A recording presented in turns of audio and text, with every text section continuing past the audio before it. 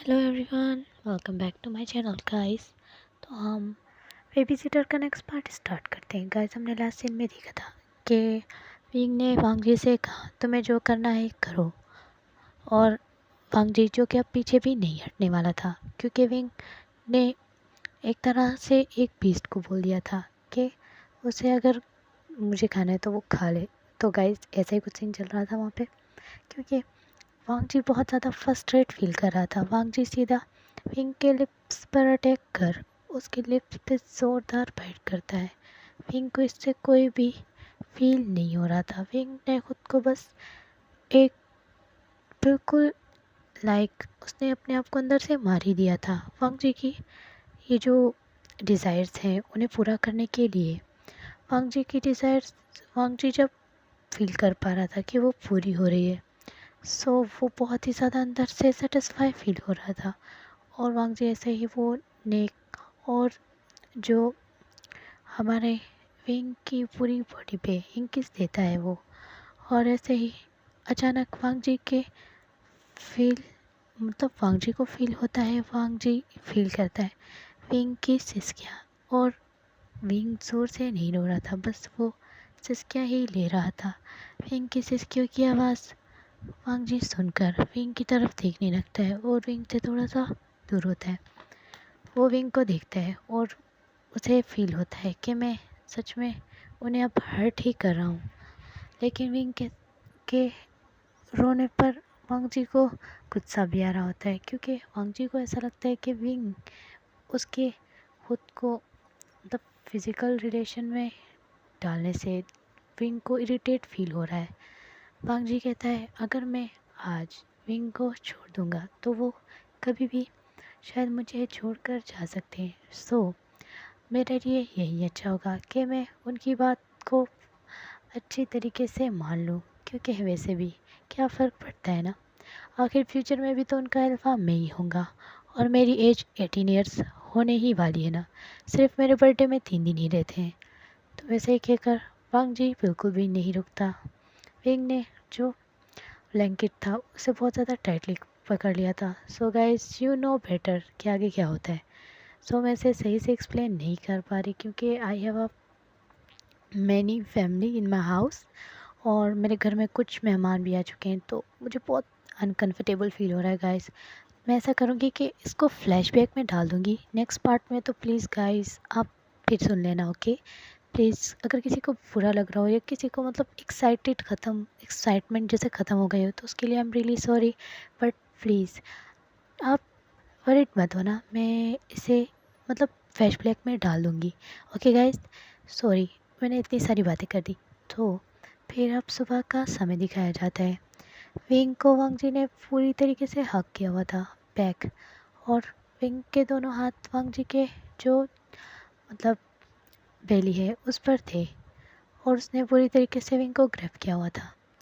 Wing वांग जी के दोनों हाथ हटाता है। वांग जी तो बिल्कुल सो रहा था, और विंग अपने क्लॉथ उठाता है और उसे अच्छे से पहन लेता है, और विंग वॉशरूम में चला जाता है। और विंग जो कि बिल्कुल भी वहाँ नहीं रोया था उस वक्त जब वांग जी ने उसके साथ वो एक्टिविटीज़ की थी नाइट को।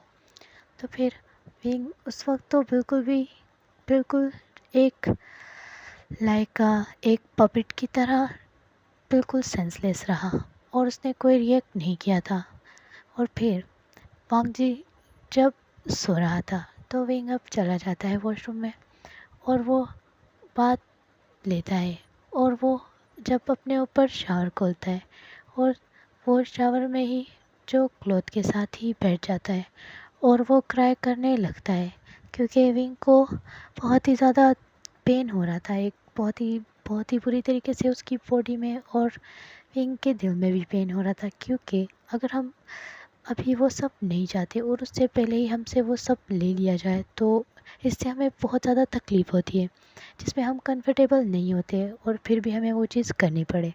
सो विंग ने तो अब वांग जी की डिज़ायर के सामने अपने घुटने टेक दिए थे, और वो बस वांग जी की खुशी ही चाहता था, इसलिए विंग ने ये सब किया। और वांग जी के जो दिमाग में गलत गलत थॉट आ रहे थे विंग और निहो सांग को लेकर, वो चाहता था कि वो फिर से ना आए, और बस उसने अब विंग के फ्यूचर के लिए अपनी बॉडी को पूरी तरीके से वांग जी को सबमिट ही कर दिया था, क्योंकि वो मिस्टर लैन के किए हुए एहसान चुकाना चाहता था।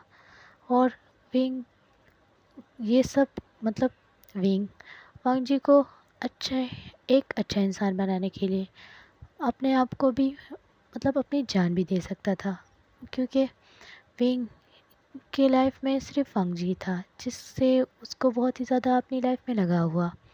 और उसको बस विंग ये चाहता था कि वांग जी भी एक अच्छा इंसान बन जाए और ना कि वो किसी के हाथ में आकर खुद को डिस्ट्रॉय कर ले। विंग जो कि बस बहुत ज़्यादा रोता है और फिर कुछ देर बाद अब एक हावर बाद विंग की आई बहुत ज़्यादा रोने के बाद रेड हो गई थी और वो बात लेकर आ जाता है बाहर और वो जाकर चुपचाप डिनर बनाने लगता है। बस उसके आंसू फिर भी जा रहे थे और विंग अंदर से टूट गया था, क्योंकि वांग जी ने एक तरह का उसको फोर्स ही किया था और विंग ने भी उसको फोर्सली अपने ऊपर एक्सेप्ट किया था। उसका इसमें मन नहीं था। तो फिर वांग जी जो कि अब वेकअप होता है और उसके फेस पे एक बहुत ज़्यादा ब्राइट और शाइनी स्माइल थी और वो बस इस थॉट में बहुत ज़्यादा हैप्पी था कि अब जो विंग है वो सिर्फ उसका है और वो सिर्फ उससे ही बिलोंग करता है। सो गाइस, इसके बाद अब वांग जी वेकअप होता है और वो भी अच्छे से फ्रेश हो जाता है। हाँ, वांग जी बहुत ही अच्छे से क्लॉथ पहनता है। वांग जी का खुशी का कोई ठिकाना ही नहीं था। वांग जी को ऐसा लग रहा था जैसे उसने अपनी लाइफ में कोई बहुत बड़ी जंग जीत ली हो या कोई बहुत बड़ा तीर मार लिया हो। सो वांग जी जल्दी से जाता है और विंग को बैक हक कर लेता है। विंग जिसकी आईज से टेयर्स गिर रहे थे, विंग जल्दी से अपनी आईज के टेयर्स साफ करता है। वांग जी कहता है, thank you thank you thank you so much. आपने मुझ पर इतना ट्रस्ट किया और आपने मुझे इतना लव किया। मैं आपका बहुत ज़्यादा खुश हूँ, पता है आपको आज मैं। और विंग चुपचाप कोई बात नहीं करता। विंग कहता है, मैंने ब्रेकफास्ट बना लिया है, खाना खा लो।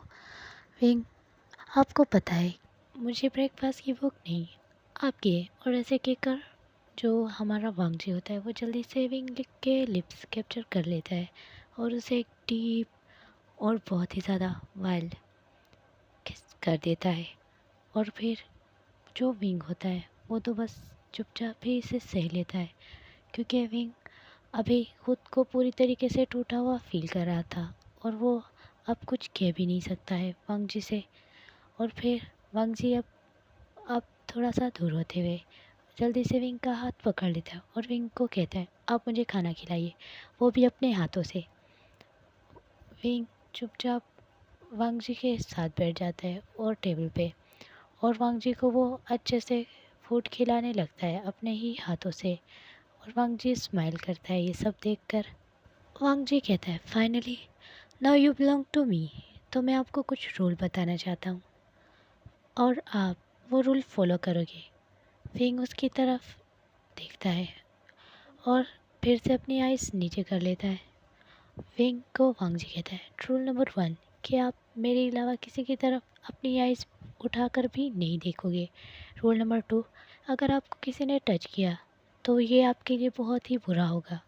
और रूल नंबर 3 कि आपको एक बात बता दूँ, आइंदा से आप किसी भी नौकर के साथ या किसी भी बॉय या किसी अल्फ़ा या बीटा या कोई ओमेगा भी हो ना, आप उससे बात नहीं करोगे सिवाय मेरी परमिशन के। और मैं आपको जहाँ भी लेकर जाना चाहूँ आपको मैं लेकर जाऊँगा और जो भी करना चाहूँ मैं करूँगा, ओके। विंग उसकी तरफ बहुत ही ज़्यादा हैरान होकर देखने लगता है।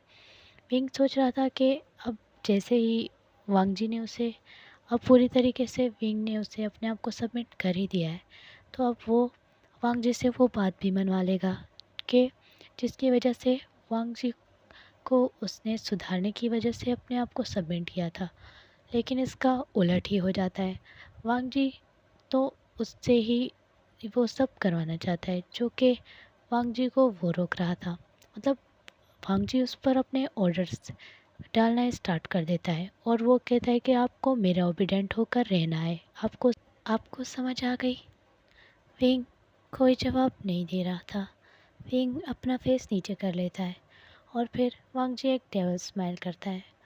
वांग जी ने जो कि अपने सर पे पूरी तरीके सवार कर लिया था कि Wing is only my and whatever I want to do and whatever I allow him it is only my, मतलब ये सिर्फ मेरा ही होगा कि मैं जो करने दूँ या मैं जो भी चाहूँ। So guys, I don't know कि आगे क्या होने वाला है, क्योंकि मैं स्टोरी को साथ साथ पढ़ रही भी हूँ। तो वैसे भी ये स्टोरी हाइड हो गई है, पता नहीं क्यों मेरे सामने आ रही नहीं है, बट मैंने इसे पढ़ा था और मुझे याद भी है कुछ कुछ। So guys, I hope you love this. फिर वांग जी जो होता है वो कहता है ओके अब मैं जा रहा हूँ। विंग कहता है तुम यूनिवर्सिटी नहीं जाओगे। वांग जी कहता है मैंने कहा था ना मुझे यूनिवर्सिटी नहीं जाना। विंग कहता है रुको वांग जी, तुमने तो मुझसे प्रॉमिस किया था ना तुम मेरी बात मानोगे। वेट अ मिनट, आपका अल्फ़ा मैं हूँ, तो आप मेरी बात मानोगे ओमेगा होने के नाते, ना कि मैं आपको आपके ऑर्डर फॉलो करने वाला हूँ। Okay, do you understand. और इसे कहकर वांग जी विंग को टाइटली हग कर और उसकी नेक पे एक हिंकी और एक किस कर वो विंग से गुड बाय कहता है और वहाँ से चला जाता है। विंग उससे पूछने ही वाला था कि तुम कहाँ जा रहे हो, बट वांग जी पहले ही चला जाता है। विंग चुपचाप अब सोफे पर ही बैठ जाता है और वो सोचने लगता है कहीं मैंने अपनी लाइफ में बहुत बड़ी गलती तो नहीं कर दी वांग जी को अलाउ करके खुद को टच करने के लिए। तो फिर विंग बस ये सोच के उसके आईज से टेयर्स निकल रहे थे। विंग को बहुत ही अंदर से रिग्रेट फील हो रहा था जो भी लास्ट नाइट हुआ। विंग की उसमें कोई भी मर्ज़ी नहीं थी और ना ही उसकी कोई इच्छा थी कि वो अभी ये नहीं चाहता था, बट वांग जी की खुशी के लिए उसने अपनी बॉडी को तो डिस्ट्रॉय ही कर दिया था।